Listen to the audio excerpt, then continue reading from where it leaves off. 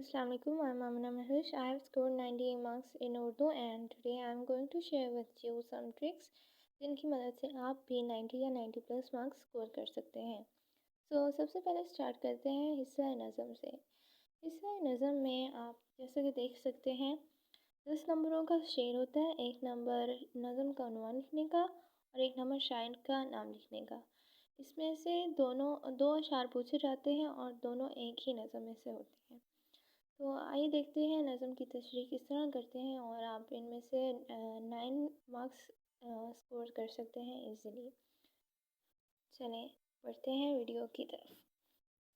सबसे पहले आपने नज़म की तशरीह करते हुए आपने मुख्तसर सा नज़म का तारुफ़ लिखना होता है, जिसमें नज़म का उन्वान और शायर का नाम लिखने के बाद आपने तशरीह स्टार्ट कर देनी होती है।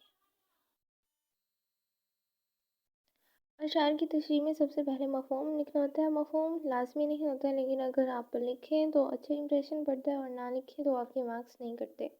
उसके कोई मार्क्स नहीं होते, लेकिन वो अच्छा इंप्रेशन पड़ता है। और इसके बाद सबसे पहले आपने तारुफ़ लिखना होता है। तारुफ़ के लिए कोशिश करें कि आप जैसा कि यहाँ मैंने लिखा है, पहले शेर में शायर का तारुफ़ खूबसूरत और पेचीदा अल्फाज में लिखें। सिर्फ़ आपने शायर का तारुफ़ पहले शेर में लिखना होता है, क्योंकि दोनों अशार एक ही नज़म में से पूछे जाते हैं और बार बार तारुफ़ रिपीट करने से एक तो आपका टाइम वेस्ट होगा और दूसरा आपके पास इतने पेजेस नहीं होते कि आप बार बार तारुफ़ लिखें। तो इसके लिए यही करें कि आप सिर्फ़ पहले शेर में तारुफ़ लिखें और दूसरे शेर में इसको ना लिखें।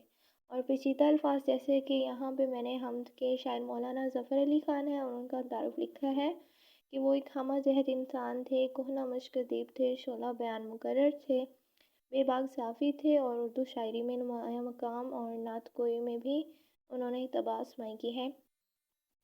वो कादिरुल कलाम शायर थे, मुहब्बे वतन सियासी रहनुमा थे। अंग्रेज़ साम्राज्य के ख़िलाफ़ उन्होंने कलमी जहाद बुलंद किया और ज़िम्मेदार उनके एक अखबार का नाम था और उन्होंने जेल भी काटी और जबर बर्दाश्त किया और उन्हें इस्लाम की मोहब्बत और आप सल्लल्लाहु अलैहि वसल्लम का इश्क उनके रब्बे में शामिल था। हम्दो नात में उन्होंने नए बाब का आगाज़ किया है। मुश्किल बहरों में तवील नज़्में लिखने में उनको कमाल हासिल था और उनकी शायरी में जोश और वल्वला पाया जाता है। मुश्किल मुहावरात और ज़ुबानों बयान पर उनको अबूर हासिल था। तो इस तरह आप अगर मुश्किल वर्ड्स और पेचीदा अल्फाज में शायर का तारुफ़ लिखवाते हैं तो एग्ज़ामिनर पे बहुत अच्छा इंप्रेशन पड़ता है कि ये बच्चा बहुत लायक है और इसकी तशरीह भी यकीनन बहुत अच्छी होगी। तो जब आप स्टार्टिंग में ही इतना अच्छा इंप्रेशन दे देंगे तो आपके ऑब्वियसली अशार में बहुत अच्छे मार्क्स आएंगे। अच्छा, तारुफ़ के बाद फिर आपने डायरेक्ट तशरीह स्टार्ट कर देनी होती है। जो आपको शेर दिया गया है पहले उसका थोड़ा सा इंट्रोडक्शन करवाएं, फिर उससे रिलेटेड जो आपके पास रेफरेंसेस हैं, अक़वाल हैं, अशार हैं, आयात हैं, अहादीस हैं या जो भी है टू द पॉइंट चीज़ें वो ज़रूर उसमें मेंशन करें, क्योंकि उससे एक तो पेपर की खूबसूरती में भी इजाफ़ा होता है और दूसरा एग्ज़ामिनर पे अच्छा इंप्रेशन पड़ता है और वो आपको ज़्यादा मार्क्स देता है। यहाँ पे मैंने उन सारे पॉइंट्स को कंपाइल अप किया हुआ है जिन्हें अगर आप पेपर करते हुए इनका ख्याल रखते हैं तो आप 10 में से 9 मार्क्स इजीली स्कोर कर सकते हैं। ग्रामर जैसा कि सनद तज़ाद तलमी जैसे इस्तिलाहात इस्तेमाल करें और उनको नुमाया करें। अब आप शेरी इस्तिलाहात का आपको आइडिया होना चाहिए और आपने उनको हाईलाइट करके भी पेपर के एंड में उसका एनालिसिस की फॉर्म में ज़रूर लिखना है, क्योंकि इससे एग्ज़ामिनर को पता चलता है कि बच्चे को इन चीज़ों का फ़हम है और वो जानता है कि इन अशार में कौन सी चीज़ों का इस्तेमाल किया गया है, कौन सी शेरी इस्तिलाहात इसमें मौजूद हैं। जैसा कि अगर आप पहले शेर की तशरीह कर रहे हो तो आप कहिएगा कि मतला में शायर ने खूबसूरत अल्फाज का चुनाव किया है या इस तरह। और लास्ट शेर उसका ऑब्वियसली बहुत कम पूछा जाता है। लास्ट शेर उसकी तशरीह इतनी ज़्यादा नहीं पूछी जाती है। काफ़िया वगैरह सनत तज़ाद और कनाया सनत तकरार इन चीज़ों का आपने ख्याल रखना है और अशार के एंड पे इन चीज़ों को ज़रूर आपने हाईलाइट करना है, क्योंकि इससे आपका एक तो मार्क्स एग्ज़ामिनर ज़्यादा देगा और नीटनेस में भी इससे इजाफा होगा। यहाँ पे मैंने उन سارے پوائنٹس کو کمپائل اپ کیا ہوا ہے. اگر آپ ان کا خیال رکھتے ہیں تو آپ پیپر میں 10 میں سے 9 مارکس ایزیلی اسکور کر سکتے ہیں. گرامر جیسا کہ صنعت تضاد تلمیح جیسی اصطلاحات استعمال کریں اور ان کو نمایاں کریں. اب آپ نے ایسا کرنا ہوتا ہے کہ جو اشعار ہیں ان کے اینڈ پہ آپ نے تھوڑا سا اس کا انالیسس لکھنا ہوتا ہے کہ اس میں صنعت تضاد استعمال ہوئی ہے یا تلمیح استعمال ہوئی ہے یا پھر استعارہ.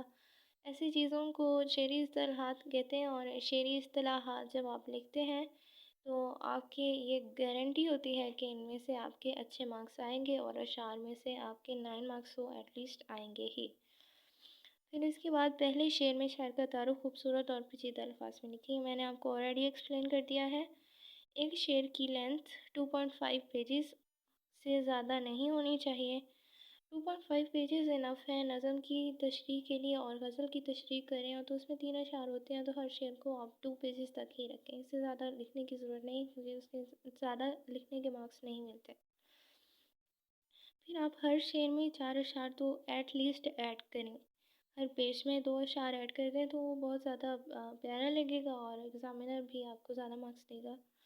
اور حمد و نعت اگر ہوں تو ان میں آپ کو آیات اور احادیث حوالے کی تو آلریڈی آتی ہوتی ہیں، تو ان کو آپ ہائی لائٹ کر کے پیارا سا لکھتے ہیں تو آپ کے اچھے مارکس بن سکتے ہیں.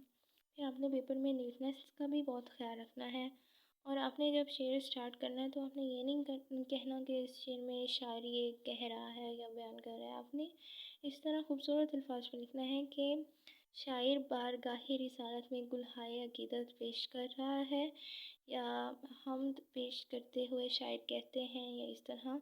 یا پھر آپ اس طرح بھی اسٹارٹ کر سکتے ہیں: شاعر نے خوبصورت پیرائے میں مضمون باندھا ہے. اس طرح کریں گے تو آپ کی شعر کی خوبصورتی اور رعنائی میں مزید اضافہ ہوگا. پھر آپ یہاں پہ میں نے کچھ ٹرمز ایکسپلین کر دی ہیں جیسے کہ صنعت تضاد ہے، رات دن، اپوزٹ چیزیں، صبح اور شام. پھر کنائی یہ ہے کہ کسی چیز کو مجازی معنوں میں بیان کیا جائے. مطلب سفید پوشت کا یہ مطلب نہیں ہے کہ اس نے سفید لباس پہنا ہو، اس کا مطلب یہ ہے کہ وہ غریب ہے، خوددار ہے، اس طرح. اور صنعت تکرار یہ ہے کہ ورڈز ریپیٹ کیے گئے ہوں. تلمیح یہ ہے کہ کسی ماضی کے واقعے کی طرف اشارہ کیا گیا ہو. اور استعارہ یہ ہے کہ کسی چیز کو مجازی معنوں میں استعمال کیا گیا ہو.